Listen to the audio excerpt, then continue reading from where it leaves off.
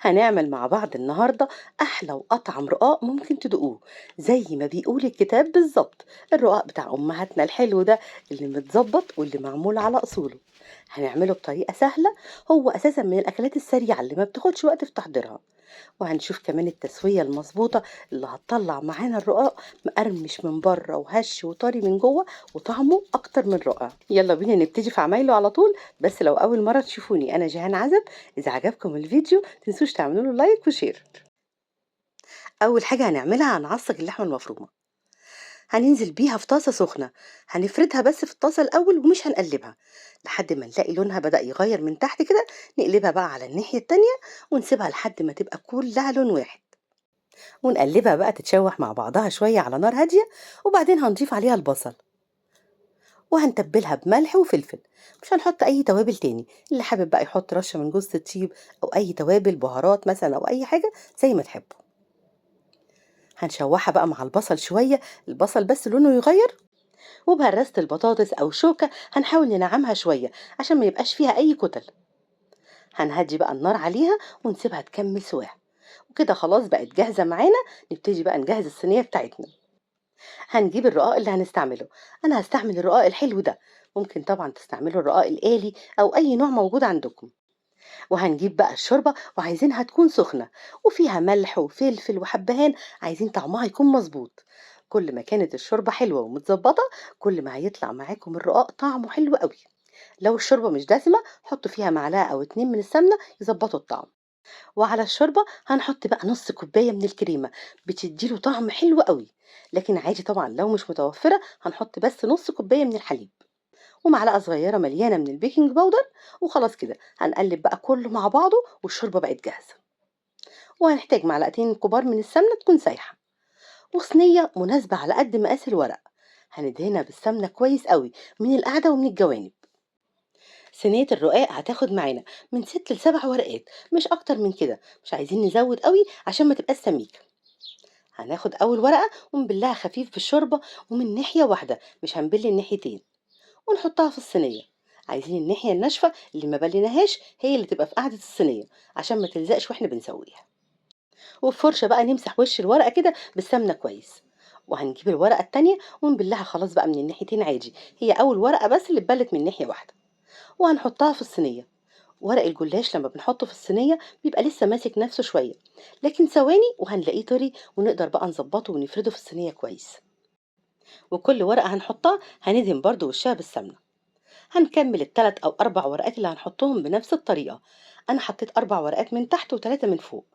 لو في ورق مكسر أو حتى حتت صغيرة قوي، حطوها برضو في النص هتمسك كله في بعضه. ولو الرقاق حجمه صغير على الصينية، هنكمل بقى من ورقة تانية على قد الجزء اللي فاضي. نكسر حتة كده وعلى قد الجزء اللي ناقص، ونبلها برضو الأول في الشوربة وبعدين نحطها بالشكل ده كده. وكل ورقتين هنحطهم هناخد بالفرشة من الشوربة ونمسحه خفيف كده. عايزين نطريه شوية. ونضغط عليه برضو بإيدينا عشان يتفرد في الصينية كويس والرقاق كله يمسك في بعضه. ونحط الحشوة في النص ونوزعها كويس قوي. بس بلاش نوصلها لآخر حتة في الطرف، عشان لما نيجي نضغط على الرقاق الطروف دي عايزينها تمسك في بعضها. وممكن على الحشوة تحط رشة بسيطة كده من الجبنة الموتزاريلا، بتمسك بس الحشوة في بعضها ما تخليهاش تقع من الرقاق. بس أنا ما كانش عندي فما حطيتش. لو عندكم حطوا، هي مش هتغير طعم الرقاق، هي بس بتمسك الحشوة في بعضها. وهنكمل بنفس الطريقة مع ال3 ورقات التانيين. نبلهم بالشوربة ونحطهم في الصينية، ونمسح عليهم بمسحة كده من السمنة. وما تنسوش برضو كل ورقتين نبل الفرشة خفيف بالشوربة ونمسح برضو بيها الورق. واخر ورقة هنحطها نحاول انها تكون اكبر ورقة عشان ما نزودش عليها رقاق مكسر كتير. لكن لو مفيش والورق كله صغير على الصينية، حطوها عادي. وزودوا برضو عادي قطع رقاق مكسرة، كله هيمسك في بعضه. بعد ما نحط اخر ورقة، برضو بالفرشة هنمسحها بالشوربة كويس. وبعدين بايدينا هنضغط عليها بقى كويس قوي، وخصوصا من الاطراف. نحاول نلزق الاطراف في بعضها كده كلها عشان تمسك كويس وما تفكش، وتلاقوا الرقاق طالع كل واحدة كده ملهاش علاقة بالتانية. الخطوة دي مهمة قوي عشان يمسك كله في بعضه. وفي الآخر خالص هندهن بقى الوش كويس قوي بالسمنة.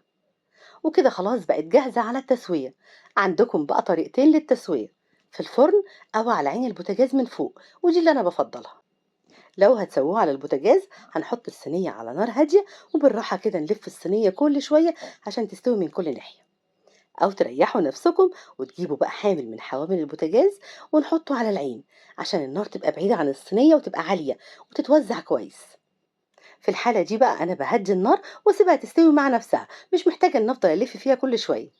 سووها بالطريقة اللي تعجبكم وزي ما تحبوا، وهي على النار أو حتى في الفرن بطرف السكينة بالراحة كده حاولوا تفصلوا الحروف عن طرف الصينية عشان ما تلزقش. هي أول ما تستوي من تحت هتلاقوا الحروف بدأت تفصل، ولما نحركها هتعمل صوت الخرفشة بالشكل ده.